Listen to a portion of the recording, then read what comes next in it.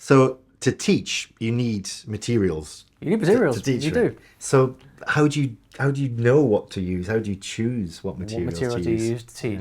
So when I lived in Japan, one of the most interesting jobs that I had was actually teaching in junior high school. And so this is ages of like 11 to 14. And I was a fairly new teacher. And I would go into these junior high schools 4 or 5 days a week. And I would teach like actually the same lesson to 4 or 5 different classes in that one year group back to back. Yeah. And everyone has this image of Japan as everyone being extremely, polite and well behaved. Junior high schools are not like this at all. It's chaos. It's absolute chaos. So they haven't been molded into Japanese society yet. So in these classrooms are groups of 40 students. So you can imagine there's me walking in, new teacher. I didn't speak much Japanese yet at that time. Walking into a classroom, 40 11, 12, 13-year-olds sitting there staring at me in rows of desks. So, how on earth do you teach kids like this who don't want to be there, don't see the point of learning English? One of the things I learned very, very quickly in that environment, because I had to figure out very quickly how to keep these kids entertained, how to get their attention.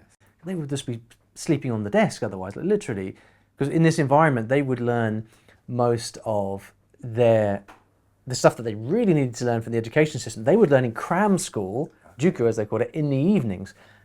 And the teachers knew that they would do that, so they would let them sleep during the day because they knew that the real learning would happen. It's really crazy. So I had to figure out how to keep them entertained and what to do in the class. And the golden lesson that I learned from that is that materials need to be based on the interests of the students. So whenever I tried to do my kind of standard stock English lessons, they would just fall asleep. They wouldn't pay any attention. So I thought, what are they interested in? What do they like? And after a few months of being in the school, I started to get to know what the students were interested in. So we're talking manga, we're talking famous Japanese baseball stars, pop singers in Japan. So I would start to design lessons based on these topics, these things that they knew about. So I would start to, for example, I would hold up a picture of a manga, so a Japanese comic book that they all knew, and I'd ask them, "What's this?" And they'd all shout, "Oh, it's One Piece," or whatever it may be. And then I might tell the outline of the story. Who are the characters? Who's this? What are they doing? And they would be so interested, like for me to be holding up a comic book, and it was just great for them.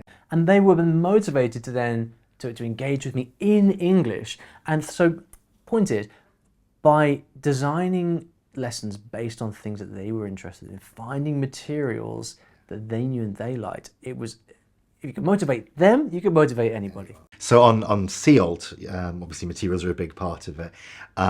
We're not going to throw the trainees in at the deep end in terms of materials. So they're not going to be teaching classes of 40 junior high school. Not at the beginning, or at any point. So we're going to ease you in gently with materials. So at the beginning of the course, actually, we'll provide you with the materials that you'll be using with your students. So that makes it quite easy at the beginning. Yeah, and materials are kind of broadly interesting for all students. As the course progresses, the amount of detail in those materials and in the notes will decrease, just to encourage you to become more independent and start planning and creating your own materials. And by the end of the course, you will be designing your own materials, which are really tailored to your student.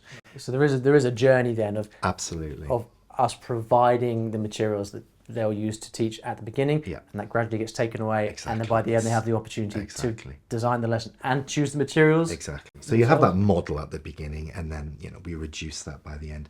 And then beyond the course, when you set up your own business and you're teaching your own lessons, there's a balance there. So you will inevitably sometimes create your own materials, but as we know, you can't. If you're teaching however many hours a week, you can't create all of your materials from scratch. There's just not enough hours in the day. So you will be choosing materials from different places as well. That's something we'll talk about on the course. But as you said, the key thing is finding materials which your student is interested in, or is relevant to them, relevant to their real life needs. And out in the big wide world where you are getting teaching students from all over, you get used very quickly. You get used to figuring out what students are interested in, absolutely, what topics they want to learn about, and then there's so many places you can get materials from whether it's you can build an entire lesson from a BBC news article or a video on YouTube, and on SEAL you will learn the skills to be able to take anything and make a lesson from it. Exactly. And as you build up this bank of materials,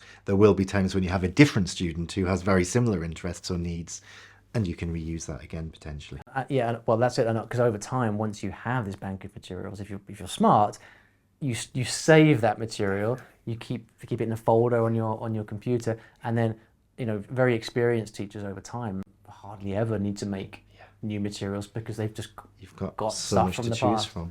Yeah, so lesson planning and materials is really nothing to be afraid of, and it's often the most fun part of teaching as well, isn't it? Like, what material? How can I choose materials that are going to motivate the student?